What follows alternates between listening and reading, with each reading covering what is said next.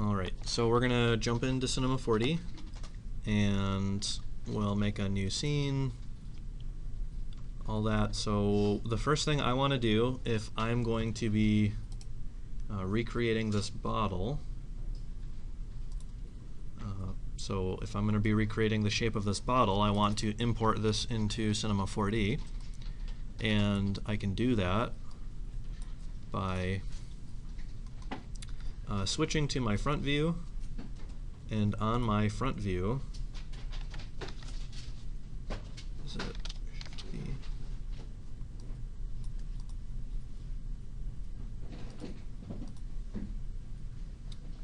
So, all right, in my front view, I've switched to the camera, and I can go to the settings for this camera or this viewport by hitting Shift V. That's just kind of a weird hotkey, but there it is. So V as in Victor. Oh, okay. Shift V. So now that I'm in this little viewport option, I can click the back tab, and what this is called is it's called an image back, or I think MACA calls it something else. Image plane, maybe? I can't quite remember. But I can load an image into this camera by selecting the little dot there, which is right next to image, and I can navigate to my folder, assignment 3, reference images, and I'll pull in my bottle shape image. And so now this image is stuck to this camera view, and this is a lot like how I did the Marvel logo in Illustrator, kind of from a front-on perspective. So now what I can do is I can, and so this camera, or this image is only, it's only stuck to that camera view. It's not an object in my scene. I can't see it anywhere. It's just a reference that is in the front camera. So I can switch to my pen tool, which is just the first object here, and I can start to make a spline.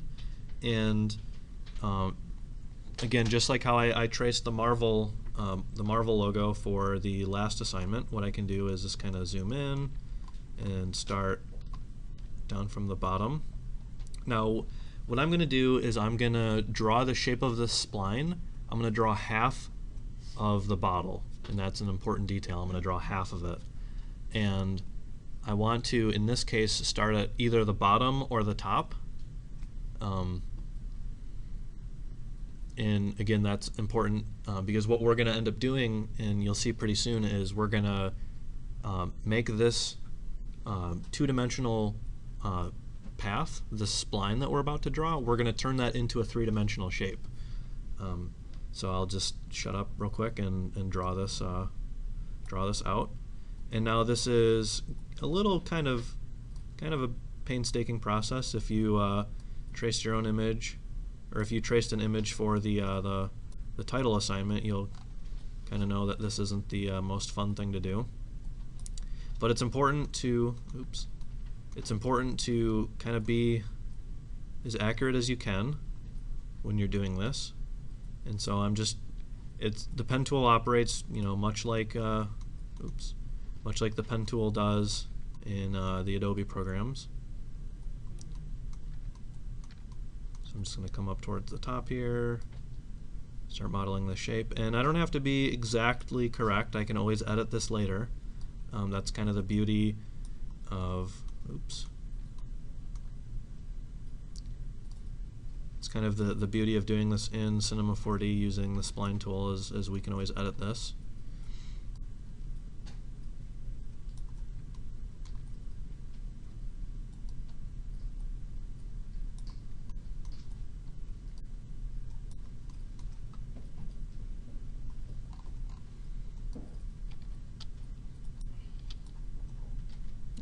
And so if you, so the action that I just did, if you are familiar with Illustrator or Photoshop, you would know that to draw this shape here, because I want to change the outgoing Bezier handle, because I actually want to make like kind of a sharp right angle almost. I'm just going to click and drag, and if this was Illustrator or Photoshop, I would now hold Alt and I could drag the other Bezier handle to the right or to the left. In Cinema 4D, the button's different. You want to hold Shift, and in this case, if I hold Shift now I can break this Bezier handle and I can have this one go outwards. So usually that's Alt. In Cinema it is Shift, because Alt is our camera button. So I'm just gonna keep tracing this along. Oops.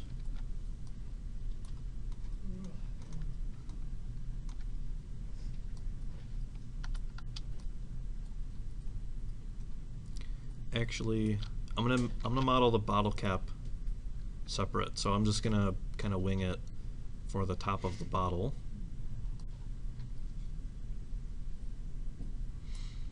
And because in my case the bottle has an opening along the top, what I actually need to do is I need to think about what the inside of the bottle would look like.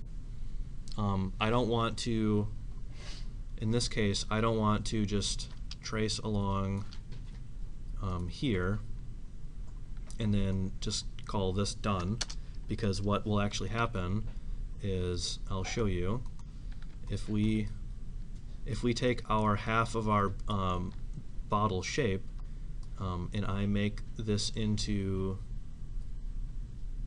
is it lathe? Yes, it's lathe. So if I make this into a lathe object, what the lathe object does is it, like I said, it takes our shape from the outside and kind of spins it around in a 360, and it makes a full shape out of it. If you're familiar with what the term lathe is, it's a tool, like a milling tool. It's how lathes operate. So if I were to make this a glass material, it would look like it's a solid bottle. It would look like not hollow. Right, it wouldn't look hollow. It would look like a snow globe. A snow globe doesn't have a cavity on the inside. I mean, Yeah, it does. not a snow globe. They're not. A crystal ball. That's it. Yeah, a crystal ball. So a crystal ball wouldn't have a cavity on the inside, and that's an important detail because that will make the glass look a lot different in shape. I want it to have a cavity on the inside. So actually what I need to do is I need to undo back to when I was drawing my spline, and I need to make the inside of my spline. And so to resume drawing on my shape, I just go back to the spline tool, or the pen tool, and I can go back to drawing. And so now what I want to do is shrink that up.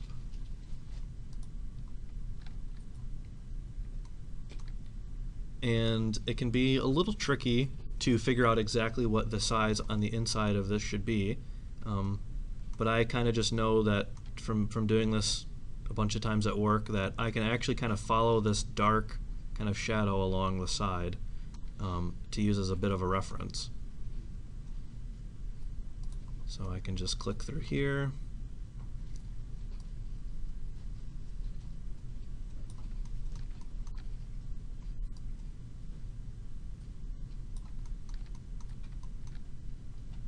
And I'm basically just replicating the profile of the shape of my object. Again, this definitely doesn't have to be exact because it's on the inside and you'll hardly even be able to tell the shape of it, but it's important that it's there, just kind of for authenticity's sake.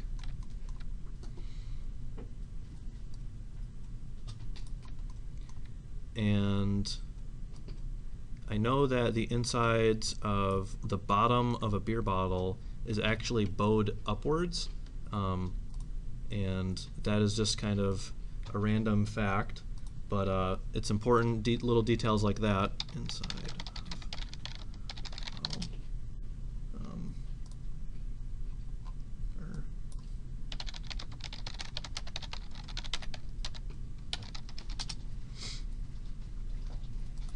so this is a good image that demonstrates what that shape looks like. Kind of, you see it's flat along the bottom, but actually on the inside here it has a bit of a shape to it, and that is definitely a detail that will show up in my render if I recreate it. So I'm just going to kind of come up with this a little bit and pull my Bezier handle out to give this a little bit of roundness. And then I can hit the escape key to get out of my spline. And now it's important to make sure that your first point and last point line up with each other on the axis that it's going to spin around. And that's kind of a hard thing to describe, but you want to make sure that basically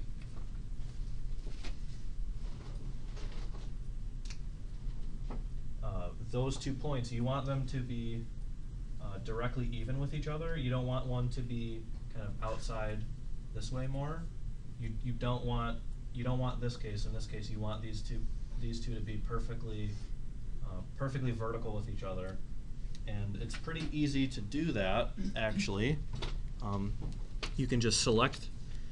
So I just selected these 2 points, and I can just scale them together. In this case, on the red axis. I don't want to scale them together on all the axes because you'll see that they're merging together. I don't want to do that. I want to scale them together on the red or the red axis. Actually, that's actually going to affect the shape of my Bezier handles. But what I can do here is on the size, because I was pulling on the X handle. I was pulling on the X handle, which in this case is the X value here. Oh, that's still affecting the profile.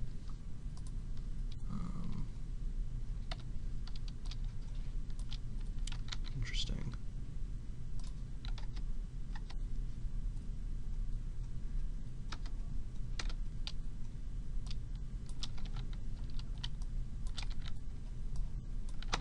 Nope.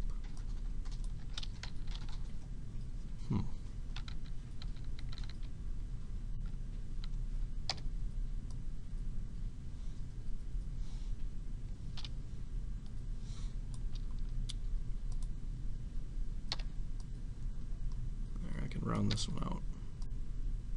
That's what I can do. So I can use this other point to kind of create my rounding shape. That's what I'll do.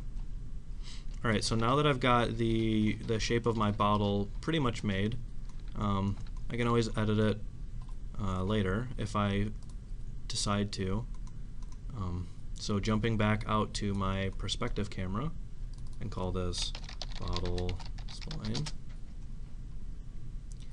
And it's important now to you want to, if you're doing this lathe method, it's important that your object is centered around the origin axis, like kind of the 0, 0, 0 point.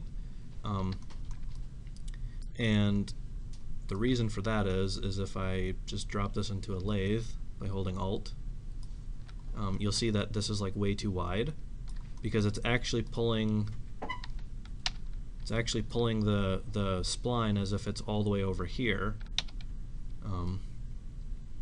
So I want it to look more like this, not like that. And so to get around doing that, what I can do is I can hit L to go to my enable axis change point. I can turn on snapping and turn on vertex snapping, good. And I can snap my vertex down to one of the corners of my bottle. and you saw that I just pulled this down and snapped it to the bottom. And now what I can do is I can turn off enable access point, and I can just move these coordinates back to 0. So now I know that the center point of this bottle is at the center of the project. So now if I enable my lathe object, I can see that the shape and the perspective of my bottle is correct. So this will be bottle number 1. This would be a good point to save, because I haven't saved my project yet. So this will be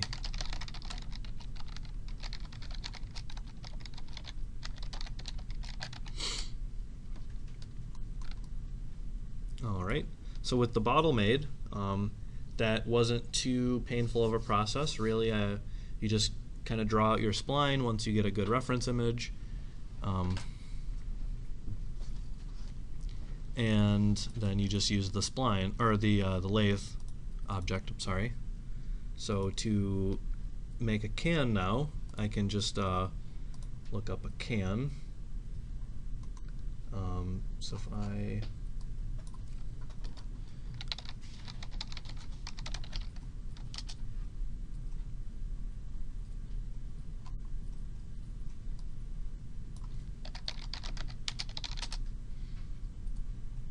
Alright, so I have searched aluminum can front view, and the front view is kind of the important part of my search term in this case, because I want to get an image of a can from the front on. Like this is a pretty good reference because it shows both a bottle and a can.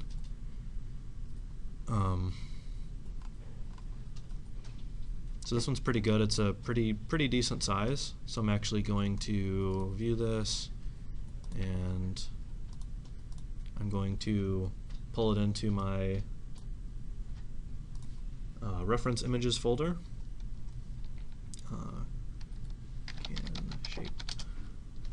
So now what I'll do is I'll go back to my front view, and I'm just going to turn off the bottle one. And I'm going to load in my can reference image and kind of just do the same process. So again, I'll hit Shift V, V as in Victor, to pull up my viewport settings, and I'll just change this to the can shape reference.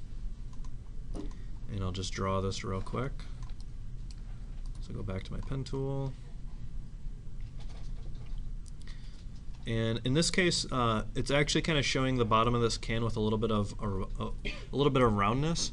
I know that if I set a can flat on a table, it's got a flat bottom.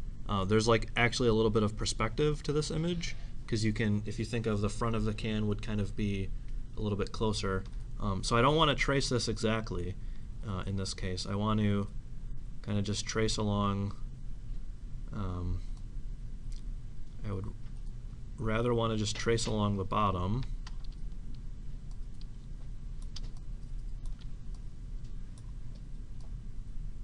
And make sure the bottom's flat, because then that way once I put it in my lathe object, I know that the bottom will be flat.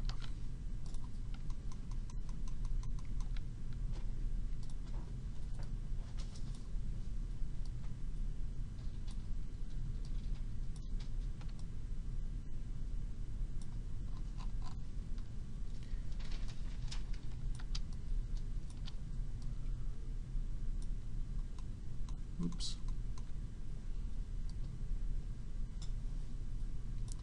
And again with the top, I don't want to draw the perspective that they've kind of put into this image. I want to make sure it's relatively flat across. And because I'm not going to be seeing inside of the can, in this case, I don't want to trace the inside profile. I just want to just draw the outside of the outer shell of the can. So it's good to just stop at the middle point, and I can hit escape. And now I will select the point at the top of the can and the point at the bottom of the can, and these I can scale together just to make sure that they are perfectly in line with each other. And when I'm grabbing the scale tool, I'm holding down Shift, and it's going to be hard to see on the projector, but there's like a little percentage number there. It'll be easier to see on your guys' screens, but I'm going to pull it down to 0%. So that way I know that those 2 points, even though one point's down here and one point's up here, I know that they are aligned with each other vertically, perfectly straight up and down. They're not kind of like skewed off to the sides of each other, because that will make a weird shape once we do the lathe. And actually, I completely forgot the inside lip of the can. So obviously, bottled cans have an indent at the top. Aluminum can. Yes, cans have this little area at the front, so I just completely forgot to draw that. So we're gonna back up, undo it. And so this is why reference is important, because who knows how long I would have gone without the top of the can.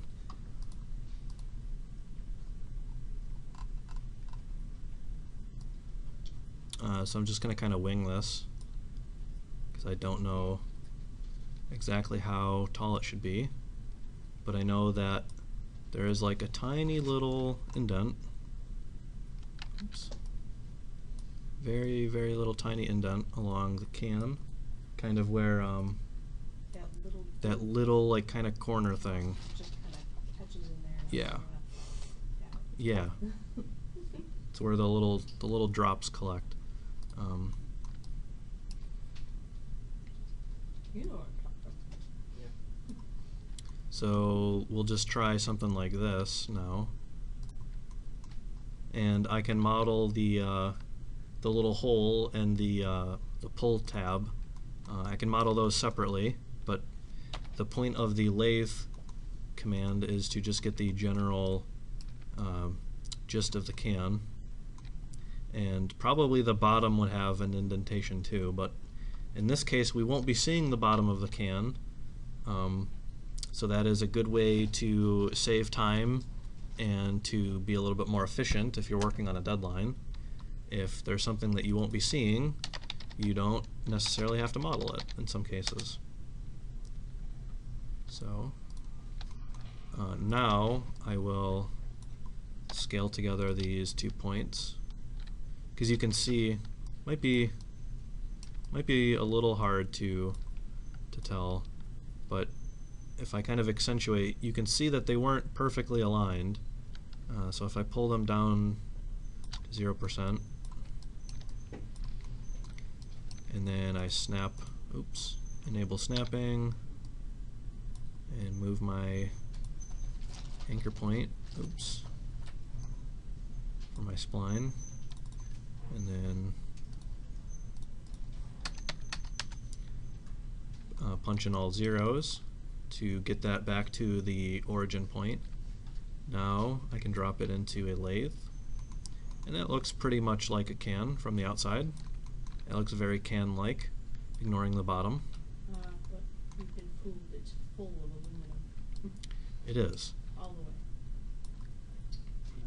So this is can number 1. And I will probably show you guys how to model the hole on the inside of this, probably another class. It's just, there's other stuff that I want to get to, because not everyone's going to be modeling a can that has a complicated shape to recreate. If you were doing something like Fight Club bar soap. yeah, if you were doing like a shampoo and conditioner bottle, you would probably not really care about how to model the inside of the hole of a can. And I feel like probably more of you guys are going to go in a different direction, so we're going to just kind of breeze past the fact that our can doesn't have an opening. So now with our can and our bottle both modeled,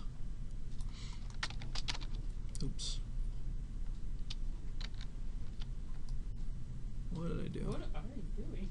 I don't know what I did. I hit a button of some sort. What did I hit? What did I hit? It's like I just turned my project sideways somehow. Alright, don't hit whatever whatever button I just hit, because I think we can all agree with What was it? sideways. I see your number key, because I hit it too, and I figured out which one it was and I forgot. So I can't tell you. Well, they're right on top of each other. I think it's one of the number keys. well, mysteries of life. Can number 1. What we can do is we can just make a new project, and we can copy and paste our objects. If we want to get our project back to normal, we can just copy and paste our objects to a new scene, and here we can just overwrite that other file, the sideways file, and we'll just close the sideways file, and we're back right side up now. I think your bottle and can are right on top of each other. They are, and that's fine for the time being, because I want to check my reference images again now, and it's really cool that we don't Have names? have the thumbnails,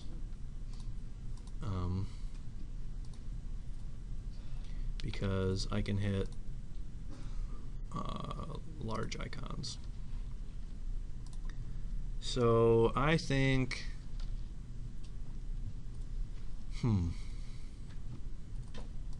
I kind of like this image, the way that it's positioned and the way the different bottles are arranged. I think that this is possibly a cool way to arrange my items. We've got these 4 bottles, and kind of one's the center focus, and then the other ones are off to the sides and behind, and they're a little bit out of focus, because our depth of field is focusing on our center bottle. So I think I'm gonna maybe try to recreate something like this. So for the time being, I'm just going to use a cube as my little the little box that these were sitting on. I can always spend more time and more energy down the road making a cooler looking crate for them to sit on. So I'm going to jump to my front view and just kind of position this so that the top of the box is pretty close to the 0 point. If I actually want to be exact about this, I can make this box 800 units tall, and then I can make it minus 400 units down, and I know that that top bit will snap to the 0 point. So that looks kind of cool. So we're going to name this crate. Yes. So this is our kind of stand-in floor.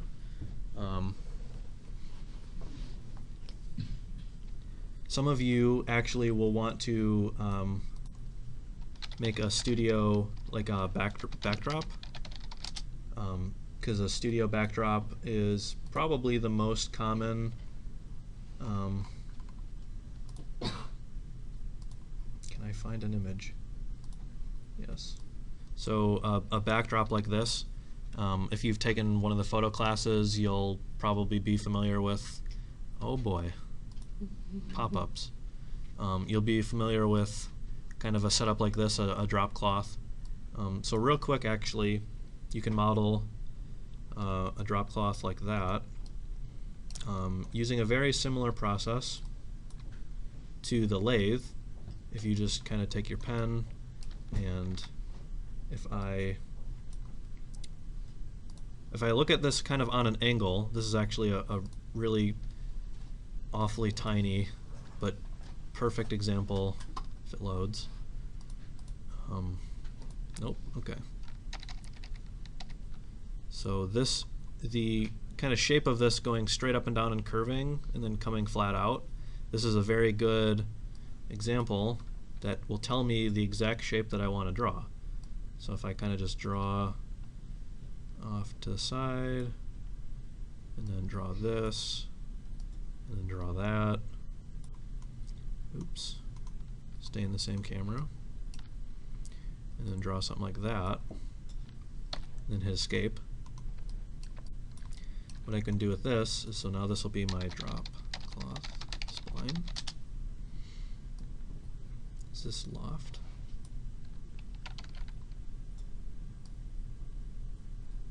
It's not sweep, is it? No.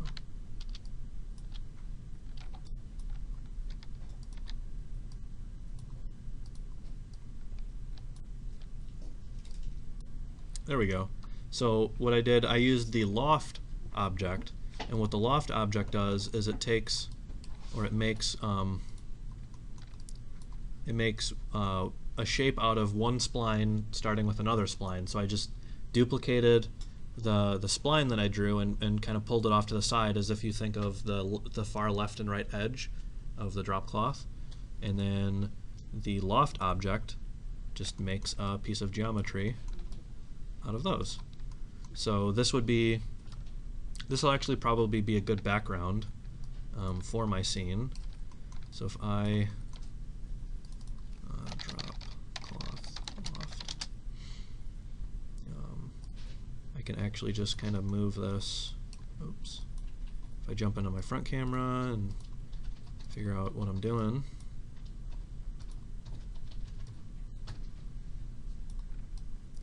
Just kind of zoom in on this. I don't have to be exact, but being close is usually not a bad thing.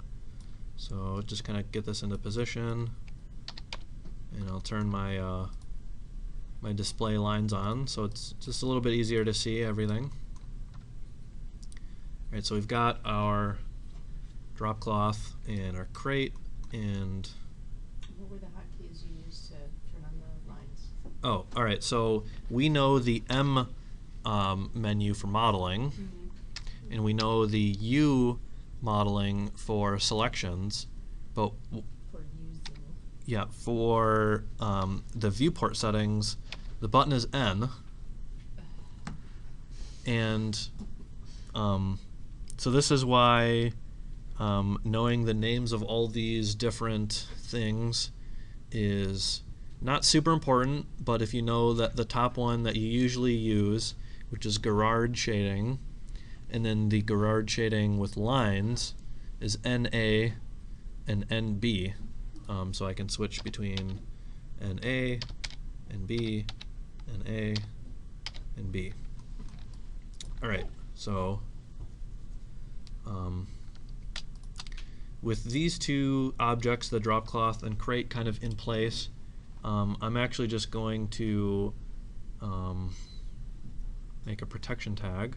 And what I did is, oops, what I did is I right-clicked on the object and I went to Cinema 4D Tags, and we haven't really used the tags yet, but what the protection tag does is it's kind of like a lock button.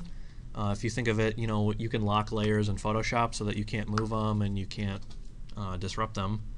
The protection tag does very much the same thing. So now I can just like click stuff and I can move it around, and this way I can just assign, or I can just select my different things and I can move them around, and I don't have to worry about selecting and deselecting the right object. I can kind of just go crazy with it.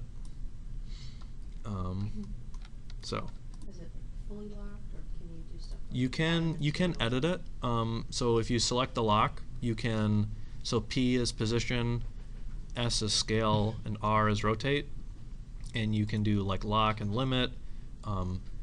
You would limit stuff on like character rigs, like if you had an arm, for example, on a character, and you wanted the arm to not go past like this much rotation, because if the character rotated his arm all the way up, say maybe he's got like a really wide hat or whatever, and his arm would clip through his hat, you could prevent that.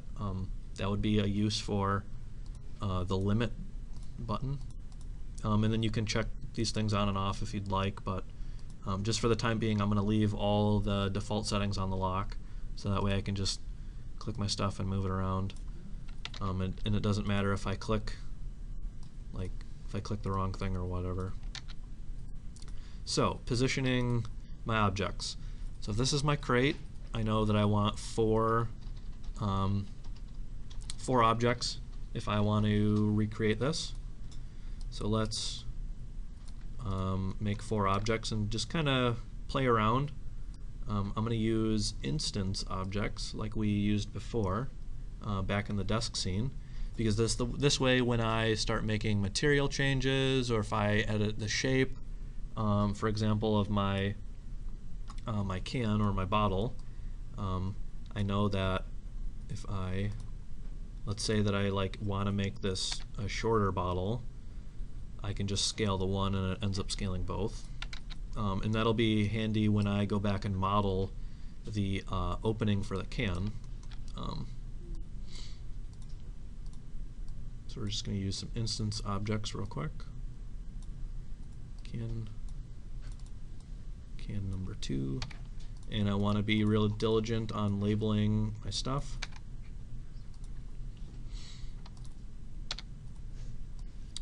So I'm just going to kind of pose these in a way that somewhat resembles this image. So I'm going to pull that onto my second screen.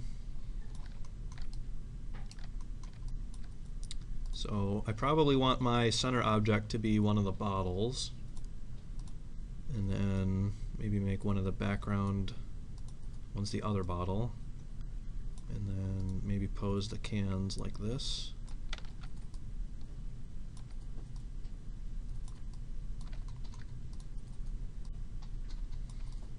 Something like this might look pretty cool. And then one thing I definitely want to do, and this will be new to most of you guys, is in my camera settings. Actually, I want to make a camera now, and hit the selection so that I'm inside the camera. What I want to do in this case is I want to start to play around with the focal length of my camera. And because almost all photography, you know, a lot of choice and thought goes into the focal length and what lens they're going to use when they're taking product images like this, because the different focal lengths, and if you're unfamiliar with what this is really doing from photography, is it's going to alter kind of the size and the perspective of my objects. So if I raise my focal length, what this is doing is it's removing perspective from my objects, and what I mean by that is it's almost like it's zooming in. So if I uncheck my camera, these objects are my default camera. Actually, I'm just going to undo so I can do a direct comparison with you guys. So if I have one camera here, I just duplicate it and go into this camera. So if I raise this to 80, for example, now, and zoom out,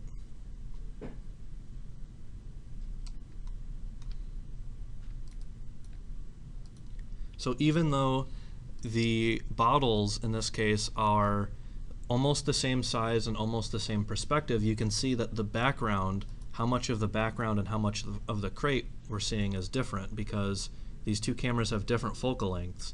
One is using the default value of 36 millimeters, which is a relatively kind of not super wide lens, but on the wider side, and then an 80 millimeter lens, which is the second camera, is a good bit longer, not quite telephoto, but more of a kind of a macro photography, or in this case a portrait lens. And so I really would recommend you guys kind of experiment with the focal length and the positioning of your camera.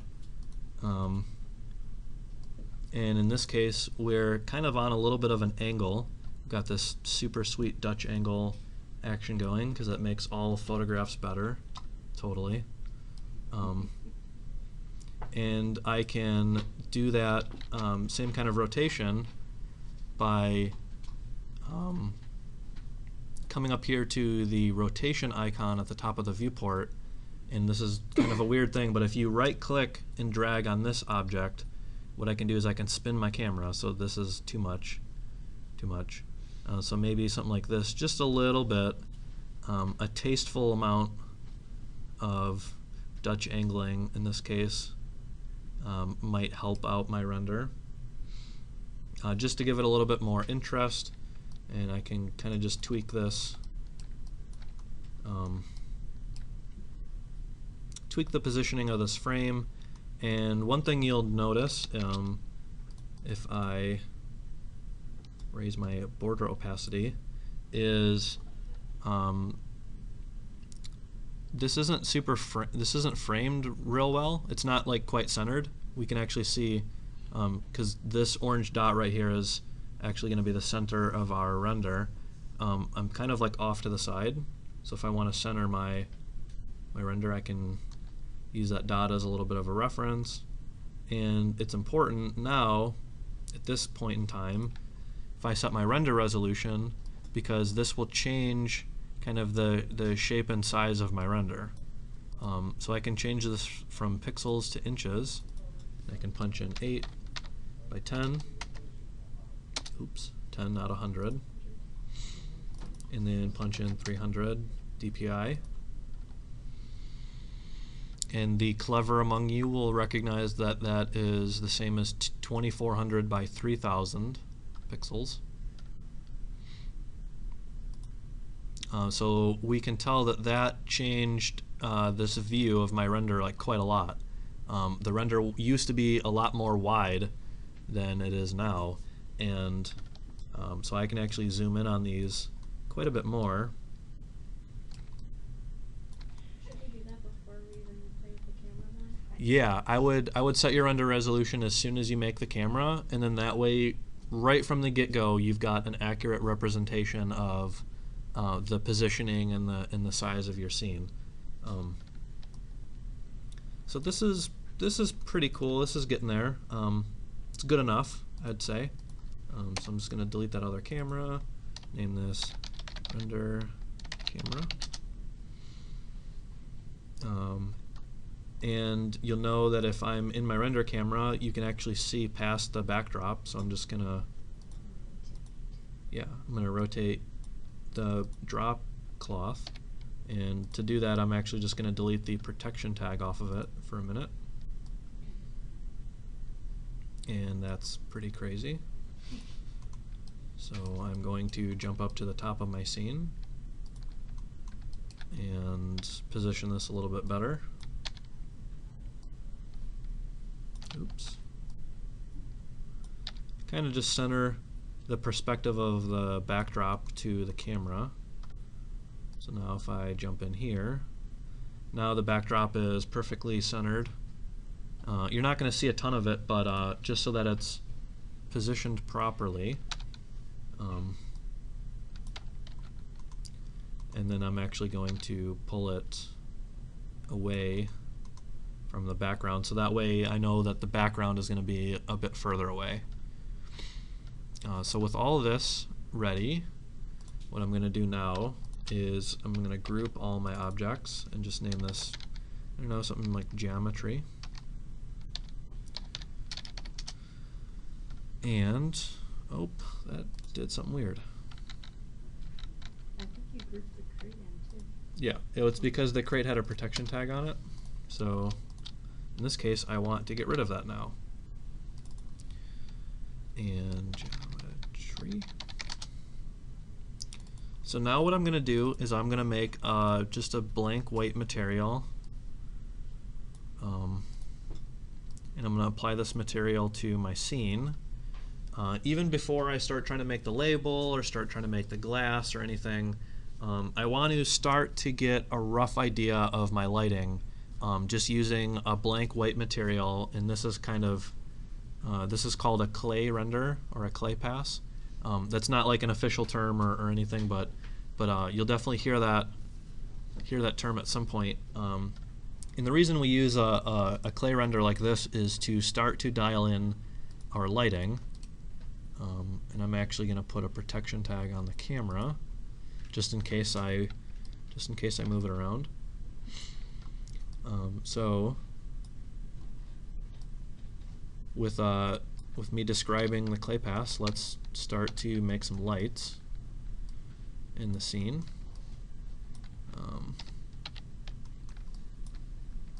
So I'm gonna grab my area light, turn on my area shadows, and there's a couple more checkboxes that I want to use, and options that we haven't gone over yet. Do I need to? I can't remember if they made this shadow casting requirement a requirement yet. Okay, no, we don't need to check that. That's something else. So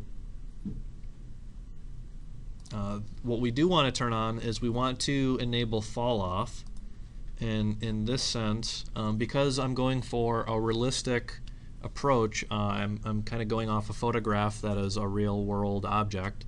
I want to start going about thinking of my scene as like a real, kind of like a real life scenario.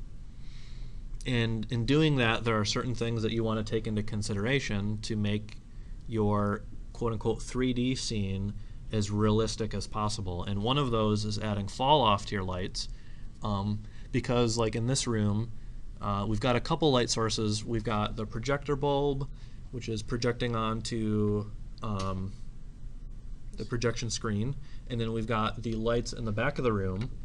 But kind of like in the middle of the room here, it's a little bit darker, and that's because there's no light source that's on in the middle of the room. We've got a light source at the front and a light source at the back, but that light doesn't make it all the way to the middle of the room here. It's a bit darker. And the reason for that is because light is a form of energy, and as light goes on, it kind of gets weaker. I know that's super boring scientific explanation, but what you want to remember is inverse square physically accurate. That's the setting you want to use. Inverse square physically accurate. And what you'll see is when I enabled that, it made this kind of like ring around my object, and it's actually changing what the lighting looks like in my scene. You can see that this is a small light, at least for the time being. It's a pretty small light. It's not super powerful, it's not super bright, it's not, you know, as strong as the sun, for example. The light it's emitting actually isn't making it to the back over here, because we've got fall off. And with that fall off, we've got this radius button, which is this radius / decay parameter, and we can edit this. And so this will tell the program kind of like how strong the light is, in a sense, like how much energy it has. So I'm gonna shut up and get this light into position. So with a 3-point light setup, like I mentioned in our references, so this guy that's got these couple bounce cards, this would be like a 4-point light setup, but we're just going to pretend that there's 3 for simplicity. So what that is there is a main light, which is your main source of illumination. In this case, it's typically a little bit on the smaller side if you want harsher shadows. And cool. So this is kind of working. So we've got this. I enabled shadows on the options in the viewport, and so hopefully we can kind of see. Nope, not so much. So if I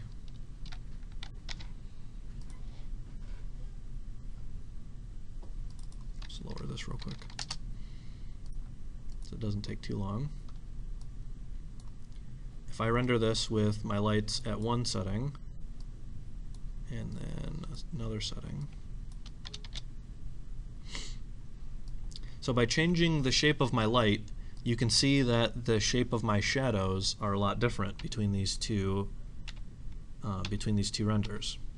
So bigger lights cast more broader, more diffuse lighting. Smaller lights create smaller, more defined shadows. And in this case, in my reference images, I've got very very defined shadows. So I know that I want to use small lights because these aren't, you know, if I look at the shadows in this scene, this one, they look pretty close. It's definitely closer of a look than this. So I know I want to use small lights. So this light is like teeny tiny. So this will be my main light, and then I will drag another light. Oops. Drag another light over to the side, and in a 3-point light setup, you've got one light, you've got a main light, which is called your key light. Key light. Oh, caps lock is on. Key light. I think it's key. Yeah. I forget what the light on the side would be a fill light. And this will be kind of down a little bit more, and it'll be rotated a bit differently. It's kind of hard to tell what my lights are doing just because of the rotation, or because of the size of them. So just for the time being, I'm going to make this a little bit bigger, just so that I can kind of see what it's doing. So in this case, I want to make this light a little bit kind of bigger and a little bit broader, because what this is going to do is it's going to light up the sides of the bottles. And then my rear light, and then so the last light, which is the important part of the 3-point light, is the light that's towards the back. So then there'll be one more light that's kind of across from the key light, and this is the one that I don't remember the name, so I'm just going to call it rear light. And this is again going to be pretty small, but it'll be dimmer. So I'm going to jump into my camera and click render, and I'm sure this is going to look super awesome. Yeah, this is amazing. But the reason we want to do something like this is because we want to start kind of thinking of where our shadows are going to go, where our highlights are going to be, etc. And this is probably be the last part we'll cover here.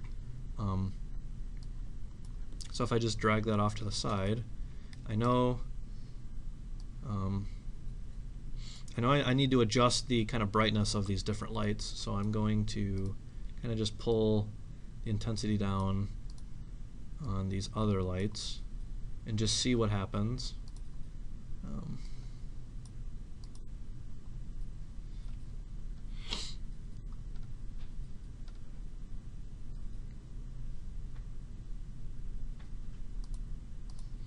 So this is a little bit better. This is creating a little bit more kind of contrast. You know, we've got one light that's giving kind of most of the illumination, and there's this cool shadow that's being cast on this can. So that's pretty cool. I can tweak this further. I probably will, but just for the sake of this lecture, that'll probably be all we cover. And then the last setting that I want to turn on, and it's useful in doing a clay render.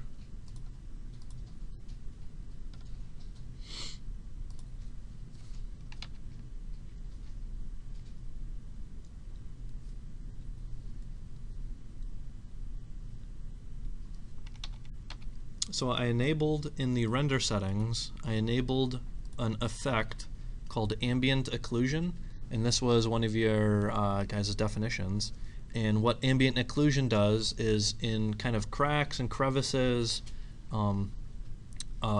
inside of objects, it'll add in a little bit of shading in those cracks and crevices, and you just enable that by in the render settings you hit effect, and then oops, if I just delete it, it'll show up ambient occlusion. And for the time being, I'm going to leave the settings default. I'll probably change those at some point, but if I go for my render that did not have ambient occlusion on, and then I go down to my render that has ambient occlusion on, you'll notice that kind of along the rim of this can, you'll see kind of most of the difference. There's like just a little bit of shadowing, a little bit of shading. It just kind of pulls out some of this detail along that inside kind of rim of the can. So ambient occlusion is one of those things that we want to start using, because it gives us just a little bit more detail. Gives us just a little bit more detail in our scenes. And I think with that, we'll wrap this as a lecture. I think this is a good place to stop, because from this point I will need a label, and I haven't made one yet. So